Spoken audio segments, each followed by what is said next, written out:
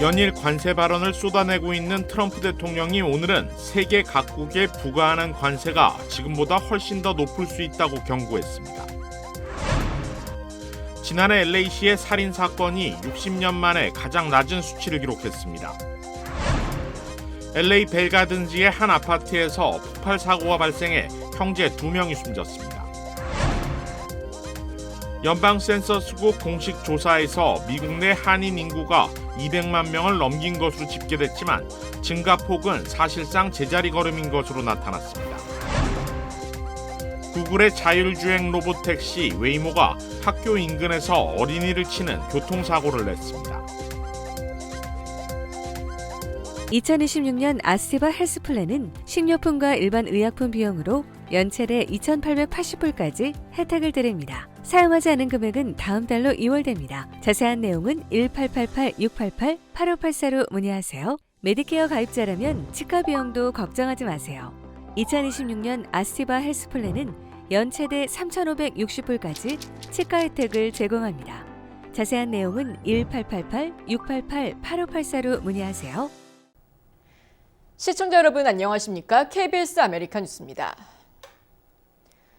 트럼프 대통령은 미국이 세계 각국에 부과하는 관세와 관련해 지금보다 훨씬 더 높을 수 있다고 으름장을 놨습니다. 상황에 따라 현재 매긴 관세보다 높은 관세를 부과해 보다 강한 압박을 가할 가능성을 시사한 것으로 관측됩니다. 뉴스맥스 등에 따르면 트럼프 대통령은 오늘 백악관에서 주재한 내각회의에서 지난해 1월 취임한 이후 자신이 부과한 관세에 대해 사실 매우 친절했다며 지금보다 훨씬 더 높을 수 있고 더 높은 관세를 적용할 가능성이 있다고 경고했습니다.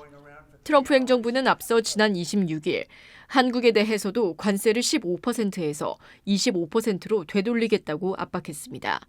오늘 관세 재인상을 논의하기 위해 한미 간 첫 협의가 끝났습니다. 김정관 산업통상부 장관과 하워드 러트닉 상무부 장관이 워싱턴 DC에서 만나 약 1시간 반 동안 첫날 협의를 마쳤습니다. 김 장관은 결론이 나지 않았다며 러트닉 상무장관과 내일 다시 만나 협의를 이어가겠다고 밝혔습니다. 트럼프 대통령이 각국의 관세를 통한 압박 가능성을 꺼내든 것은 유럽의회가 미국의 그린란드 병합 요구와 관세 위협에 반발해 유럽연합과 미국 간의 무역 합의 승인을 보류하고 한국의 대미 투자 합의 이행 속도가 미국 측의 기대에 못 미치는 상황을 의식했기 때문이란 분석이 나오고 있습니다. 다음 달 8일 열리는 슈퍼볼 현장에 이민 단속 요원들이 투입될 것이라는 관측이 나오면서 이민 사회의 긴장감이 고조되고 있습니다. 영국 일간 가디언에 따르면 캘리포니아주 산타클레라 리바이스 스타디움에서 열리는 제60회 슈퍼볼 경기에 이민 세관 단속국 아이스 요원들이 배치될 가능성이 제기됐습니다. 보안을 위한 조치라고는 하지만 아이스 요원들이 스포츠 행사에 동원되는 것은 이례적인 일이라고 언론은 전했습니다. 국토안보부는 구체적인 투입 인원이나 작전 계획은 공개하지 않았지만 슈퍼볼이 안전하게 치러질 수 있도록 지역 치안 당국과 연방 파트너들과 협력하고 있다며 법을 어기지 않는다면 두려워할 이유가 없다고 설명했습니다.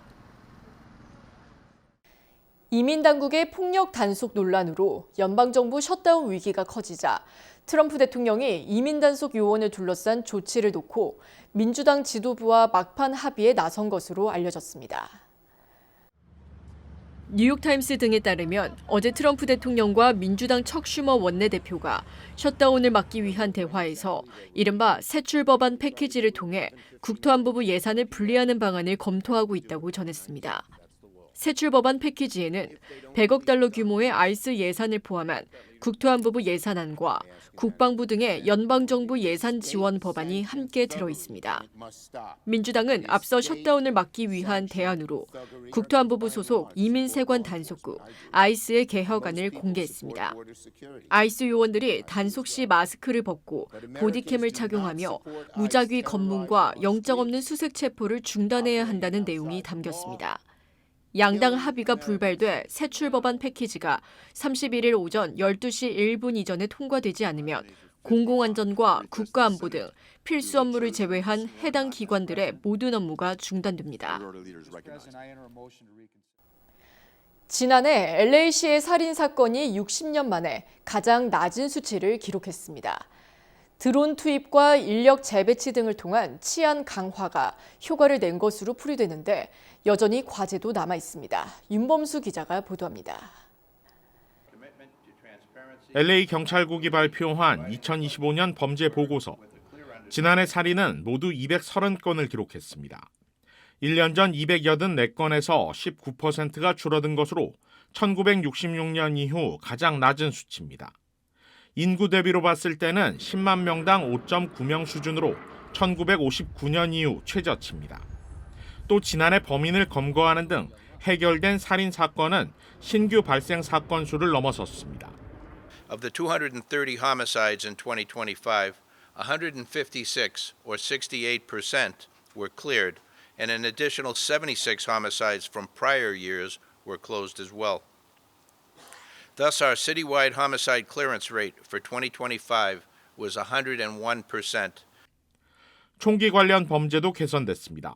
지난해 총기 피해자 수는 899명으로 1년 전보다 8%가 줄었고 범죄 현장에서 압류된 총기는 1년 전보다 1000여 정 이상 늘어났습니다. 이 같은 강력 범죄율 개선에는 첨단 기술 도입 등이 효과를 낸 것으로 평가됩니다. LA 경찰국은 2년 전부터 사건 현장에 드론을 투입시키는 프로그램을 시행한 이후 초기 대응이 크게 개선됐고 실시간 범죄 센터를 구축해 일선 현장과 유기적인 범죄 대응에 나서고 있습니다. 그 밖에 카메라 시스템과 차량 번호 자동 식별 등도 사건 해결에 속도를 높이고 있다는 분석입니다. 다만 여전히 과제도 남아 있습니다. 살인 범죄가 줄었다 해도 노숙자 관련 살인은 오히려 20%가 늘어났습니다. 290건으로 집계된 교통사고 사망 건수는 3년 연속 살인 범죄 건수를 앞질렀습니다. 또 각종 절도와 소매 범죄 감소 폭도 아직은 시민들이 피부로 느끼는 것과는 차이가 있습니다.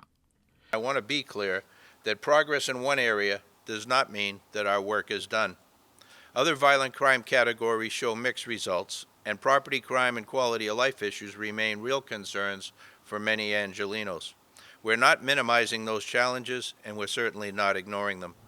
여기에 더해 연방이민당국의 단속 등으로 인해 지역 치안기관의 방조나 공조 의혹도 커지고 있는 상황입니다.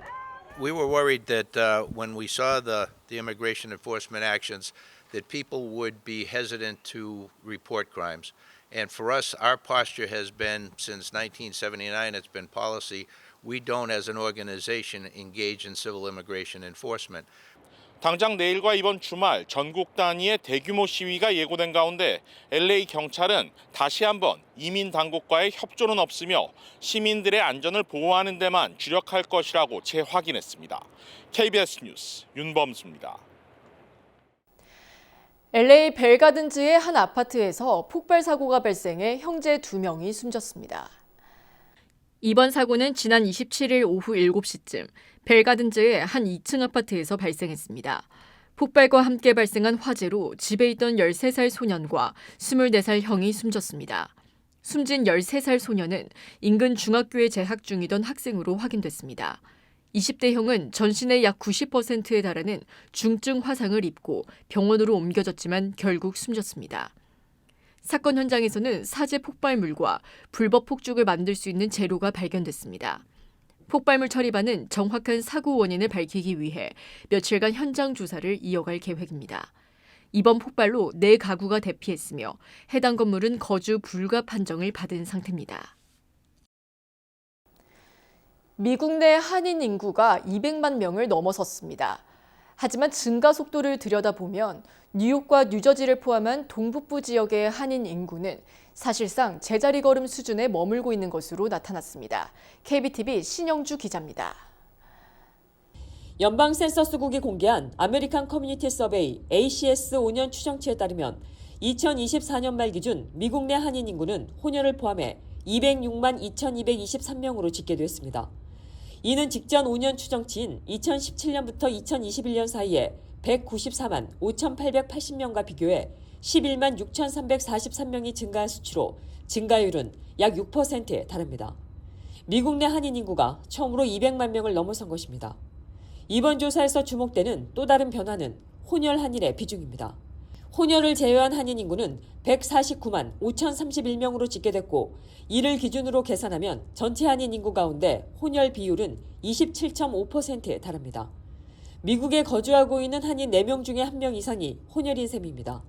지역별 분포를 보면 캘리포니아주가 57만 1,134명으로 여전히 가장 많은 한인 인구를 기록했습니다.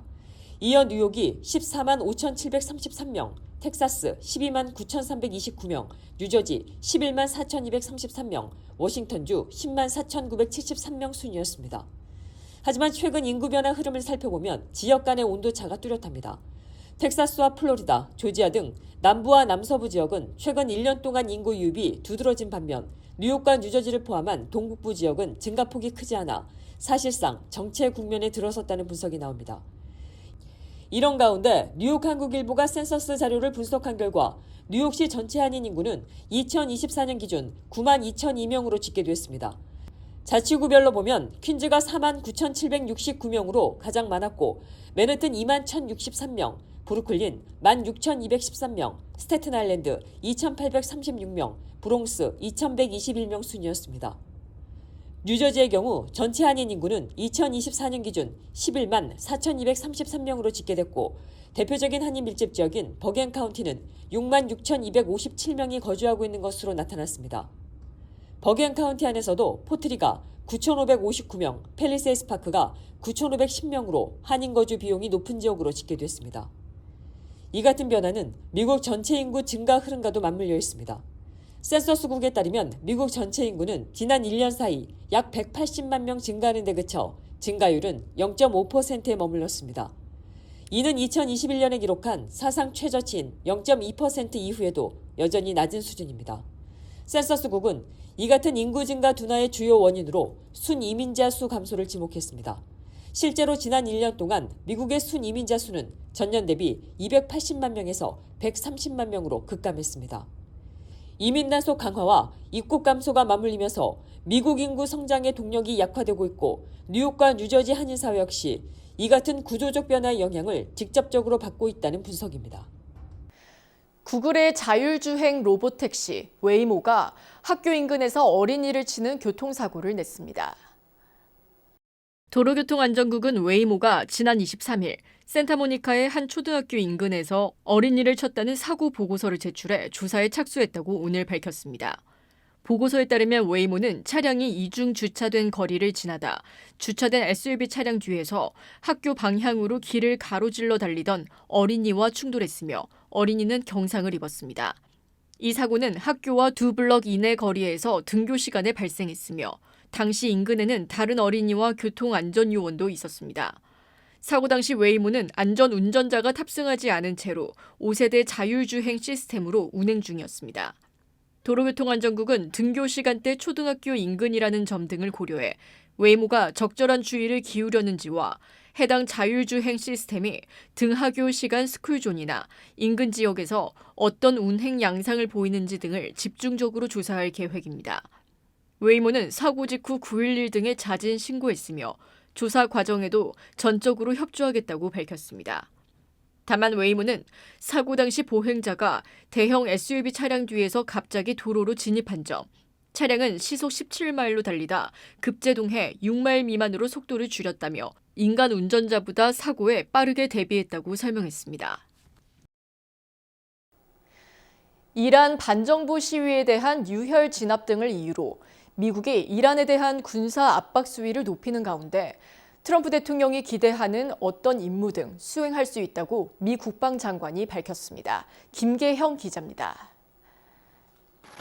미국은 최근 항공모함 전단 배치에 이어 공중훈련 계획을 공개하는 등 중동의 군사력을 집중하고 있습니다.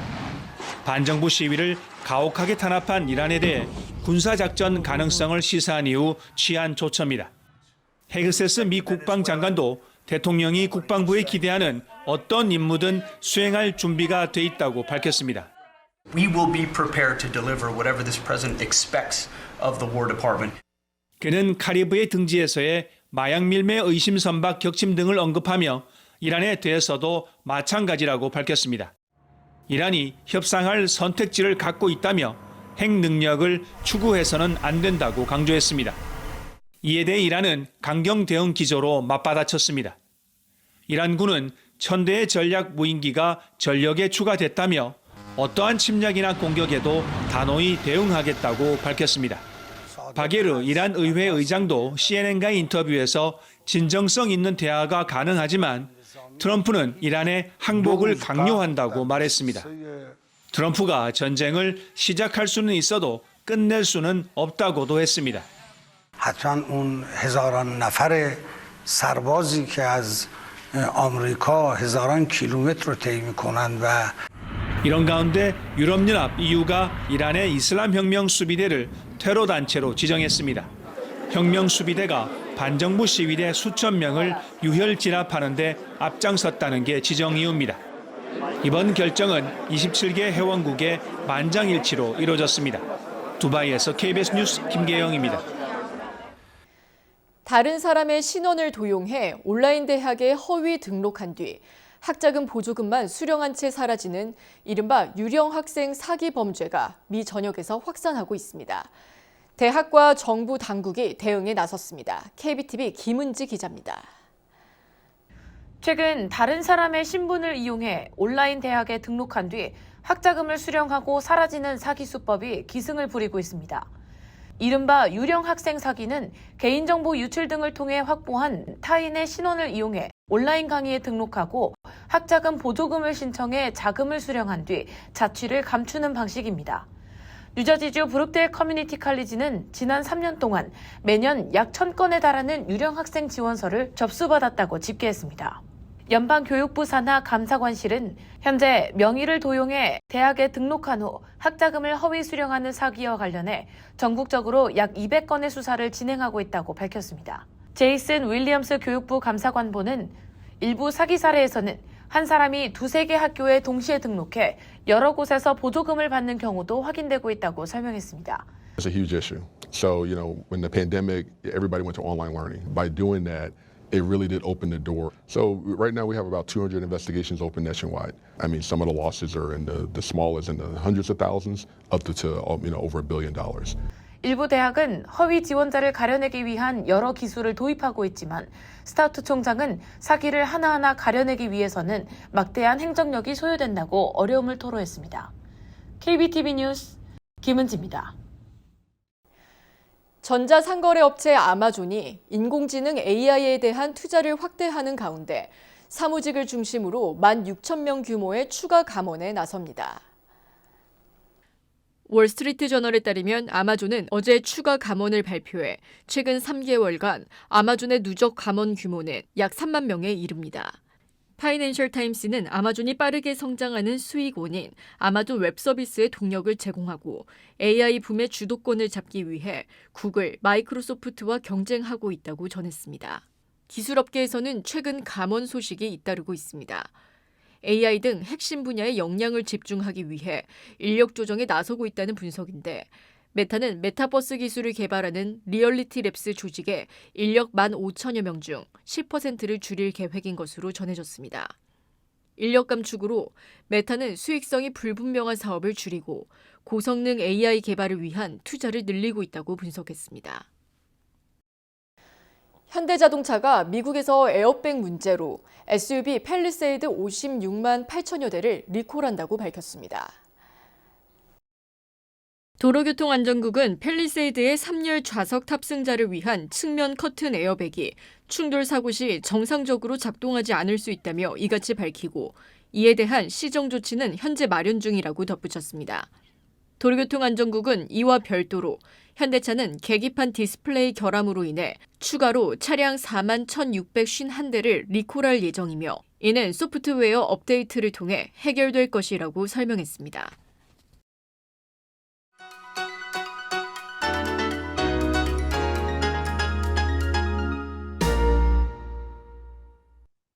주식시장은 오늘도 엇갈렸습니다. 3대 지수가 3일 연속 혼조세로 마감한 건 5개월 만에 처음인데요. 다우존스가 나홀로 강세로 마감한 반면 어제까지 6일 연속 상승했던 내스닥은 개장 내내 단 한순간도 약세에서 벗어나지 못했습니다.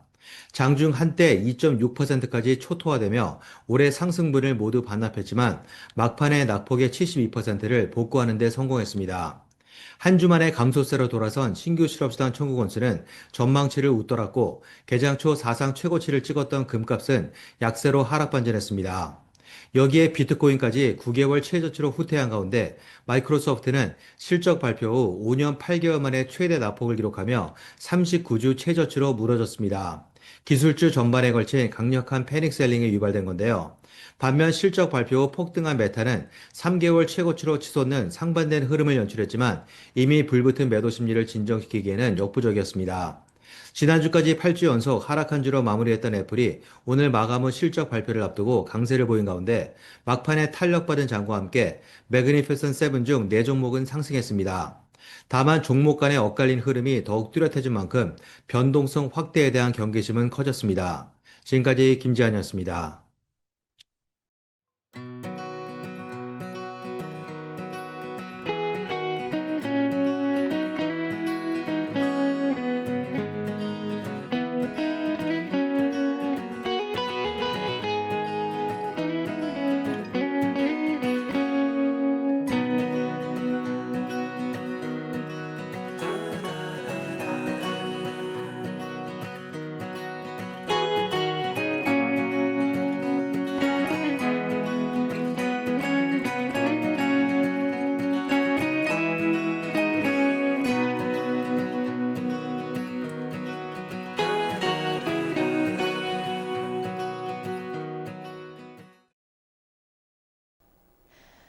러시아의 작가 도스토옙스키는 인생의 가장 큰 행복은 자신이 사랑받고 있다는 확신이라고 말했습니다.